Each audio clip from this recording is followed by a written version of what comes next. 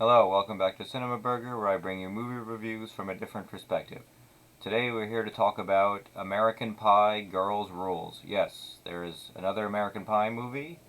It's been about 8 years since the last one, and we finally have one with an all-female main cast. It only took about 8 movies, since this will be the 9th American Pie movie coming out. So the town of East Great Falls is back and it's hornier than ever.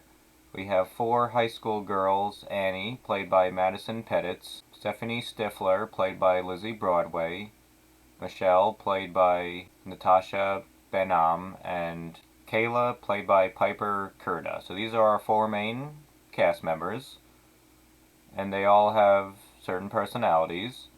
Annie is hoping for her perfect boyfriend relationship in the future. She has a boyfriend now.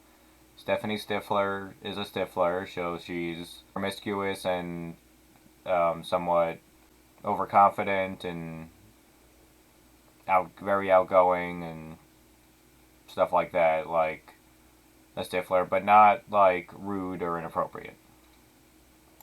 Michelle is very keen on academics and being smart and politically correct, even to the point where she masturbates to the I Have a Dream speech from John F. Kennedy. And we have Kayla, who currently has a boyfriend but gets very jealous, and we'll get into more of the characters later.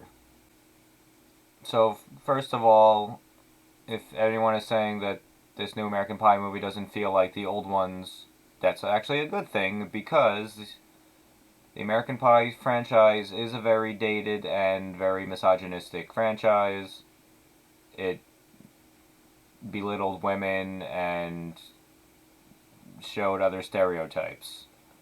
Over the years, they've slightly evolved. Characters had arcs and things like that. Since this is a straight-to-video American Pie movie, it's under the American Pie Presents series, just like Band Camp, Naked Mile, Beta House, and Book of Love. It doesn't feature any of the characters, and not even Eugene Levy shows up in this one. This is the first American Pie movie where Eugene Levy does not show up. I think it's because he's been currently on the show Schitt's Creek, which is fine though. So all 4 girls are about to graduate high school. Now, some of them have had sex. Only, I think, one. Annie is, I think, the only one who has never had sex. But they're all kind of fed up with either their boyfriends or the guys they're dating. They all want to have sex with either their true love or the guy of their dreams by the high school prom.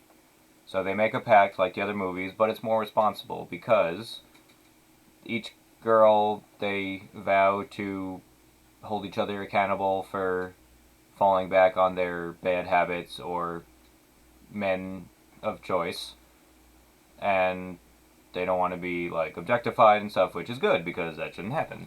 They all look for a guy that they like, but there's one small issue: it's all the same guy. Now, East Great Falls High School got a new principal because the old principal was sexually objectifying women and oogling them, and Stephanie Stifler actually set him up to get fired because he was doing it to other students. So we have a new principal, and she has a son who goes to the school.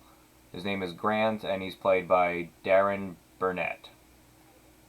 Now, Grant has interactions with each of the main characters, but he's not doing any inappropriate or anything like that. He's either there to be an ear to listen to, he sees them in maybe an embarrassing situation but helps them out, and he ends up being the ideal guy for them each in different situations to fulfill this pact with. Except for Annie, who is still bent on having sex with her current boyfriend. Now, they almost succeed with that in the beginning of the movie, but due to mishaps with a dental dam and an open window, Annie falls out of a 3-story window as their parents are coming upstairs to surprise the boyfriend, And she survives with no injuries at all. It's not even like a first or second story window, it's a 3-story window, and she falls backwards out. She would be dead. But I digress. Now, Annie has only a dad. The mom died or skipped out on the family as when she was younger. And there's a new next door neighbor who is very horny as well. And it turns out she's the principal. Now, because she's Darren's mother. Now, she's very intent on getting with Annie's dad, which is a fine story or whatever, but, the advice and stuff this principal gives, while it is realistic and good advice, like, the way she goes about things, she would get fired immediately. But like I said, it's a more real answer you would get from somebody in terms of advice, even in everyday life. Now, each of the other 3 girls, Michelle, Stephanie, and Kayla, are trying to use Grant as their pact choice. But they don't really get to know him. They just think he's the ideal guy because have higher expectations and stuff. Now, each of them except Annie uses their male friend, platonic male friend, to help get closer to Grant or trick him into liking them. And you can obviously see that each of the 3 other girls will end up with those characters at the end of the movie as well. Now, Madison Pettis, who plays Annie, was also the little girl from The Game Plan starring Dwayne Johnson. So, as someone who watched that when I was younger, it's a little awkward to see her as an adult now, because she's wearing very provocative clothing and stuff, but in real life, the actress is 22, so she's not a minor, but it's still a little weird just having you grow up with someone on TV or something, watching them like in movies, and then they're an adult now. It's a little awkward for anybody. But there's another child actor who's in this movie, and it's Stephanie Stifler's childhood friend named Emmett, played by Zachary Gordon. You might recognize Zachary Gordon as Greg Heffley from the first 3 Diary of a Wimpy Kid movies. So now he's gone from Diary of a Wimpy Kid to Diary of a Horny Kid. Go figure. So now, American Pie Girls Rules do reference things from the previous movies in the franchise, but not to the point of just making self-referential jokes. Like, one of them, Stephanie, and her friend Emmett were in band camp as a kid. They're, of course, in East Great Falls. They talk about the past of Stiflers, so there's key references here and there that fans of the franchise as a whole can be like, oh, cool, you hear that. But this movie is definitely on its own merit. It has a well-written script and is definitely updated for the better. And it is just a quite enjoyable movie to watch. Now, they do make 1 or 2 similar type of jokes where it's like the family walks in on the child doing something inappropriate, or the parents say, come downstairs for dinner, and one of the characters says, I'm coming, but that's, of course, a double entendre. And the movie has a good pacing. It's like an hour and a half long. Now, at first, Annie's dad is kind of reminds you of Jim's dad in a way, but then near the end, he looks very different and more like muscular, and so that changes quickly. But it's kind of like a little nod to Eugene Levy's character, since he is not in this movie, of course. So now with the Grant character, he is just trying to fit in the new school. His mom is a principal. That's awkward. That would be awkward for anybody. And him and Annie kind of develop feelings for each other, because of course Annie has the cheating boyfriend in college. So you do have some stereotypical plot points, but they're not anywhere close to like derailing the movie or making it not enjoyable. You have to have these plot points to get a movie going and continue through it. Now, Annie feels bad about falling for Grant because she still has her ultimate dream of being with her boyfriend, who isn't really been talking to her as much since he's been in college. She goes to surprise him. Of course, he's caught cheating, like any like raunchy comedy like this. But the way the other three girls go after Grant, it kind of reminds you of what's known as a harem anime. It's not like porn or anything, but it's when a lot of attractive women, or a lot of women in general, pine after the same guy who is always respectful and not trying to do anything inappropriate, but ends up getting in awkward situations. So in this sense, it is like a harem anime, a little bit. Because Grant is a generally nice person, he doesn't have any ulterior motives. But instead of the girl realizing that, like, oh, a bunch of guys are after the same girl, like in like a romantic comedy from like the 90s or early 2000s, the gender roles are switched. Where Grant feels betrayed. It's like, oh, everyone is just using me for this pact, which is not right for anyone to be used like that, regardless of gender.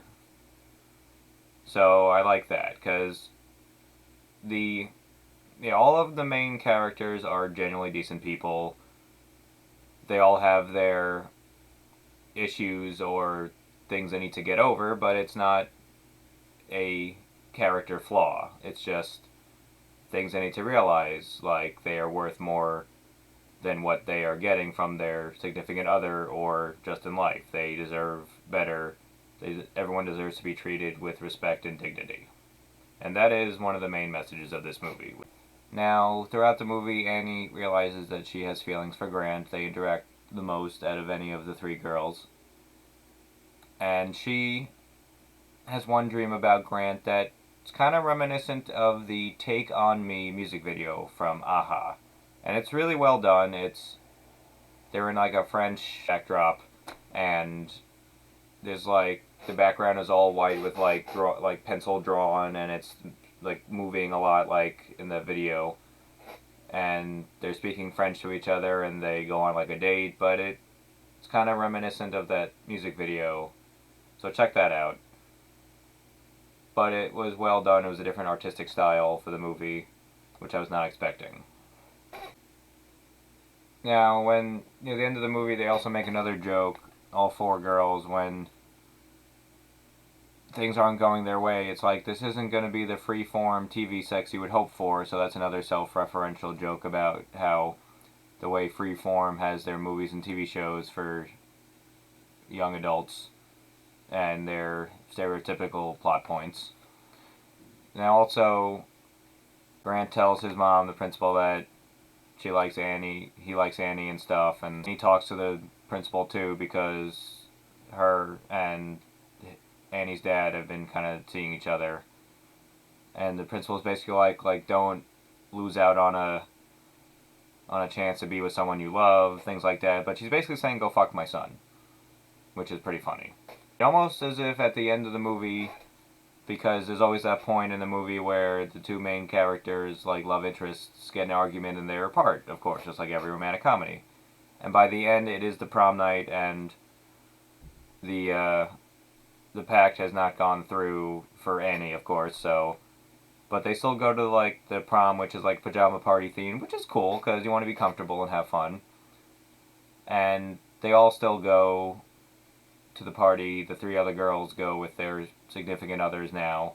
But Annie comes, and they all have, like, their friend time together, all four of them. And it's nice, because, like, oh, maybe they won't... The two main love interests won't get together, and that's fine sometimes. But, of course, they, in the last-ditch effort, Annie and Grant get together, and everyone's happy. So, but they make you think that, well, and they realize, like, oh, if I'm not with somebody, that's okay, because I have developed my own mental health or sanity for the better. And that's a very important message in this day and age. So at the end, everyone gets together, all the three other girls end up with the guys that they want. They are all friends, of course. And every girl is a better person for themselves, realizing that they either deserve better or should do better. And there's everyone, of course, is friends. They kind of argue throughout the movie, but not to the point where they all split up as friends. like your typical romantic comedy or movie with that plot point. And at the end, there's kind of like a little dance party number at the end. Now, of course, there are euphemisms for having sex in the movie. They say getting their oysters shucked. Like, that's clever, because there would be definitely male equivalent jokes that they've made in the past like that. And another good message of the movie is they're not trying to over prioritize sex and that friendship is important, which it is. Oh yeah, there's a one weird thing in the movie. There's one scene in the beginning where Michelle first sees Grant and she runs into a door and falls, and you see a janitor like cleaning the floor, and it's Danny Trejo. Now, he shows up one or two more times in the movie, but he really doesn't serve any purpose. He's not a main character. He doesn't even have any like really funny jokes. It's kind of like he just wandered on set and they just said like, yeah, just keep rolling, it's fine. Now, at the end, there's another like the principal and Annie's father are doing a like role play thing in the school because that's what gets them on. And Danny Trejo shows up again, and he says like something like, "Oh, I gotta clean this up now." But his character really serves no purpose, even as like a funny side character for like cutaway jokes. He's not even that funny, so I don't get why he was in this movie. Maybe he was supposed to replace Eugene Levy or something, but that's like the only real problem I had with this movie is that the Danny Trejo character really serves no purpose. So yeah, that's American Pie presents Girls Rules. It is one of the better straight to DVD sequels, as there have been 5 now. It makes references to the earlier movies in the franchise without depending heavily on that. It has good messages. It is starring all females, and it has good morals and is a generally funny enough movie. It's on Netflix streaming right now. It's definitely worth a watch if you're a fan of the original movies or the franchise as a whole, definitely. Or if you're a newcomer, it's just an enjoyable movie. So I would give American Pie Presents Girls Rules a 4 out of 5 burgers.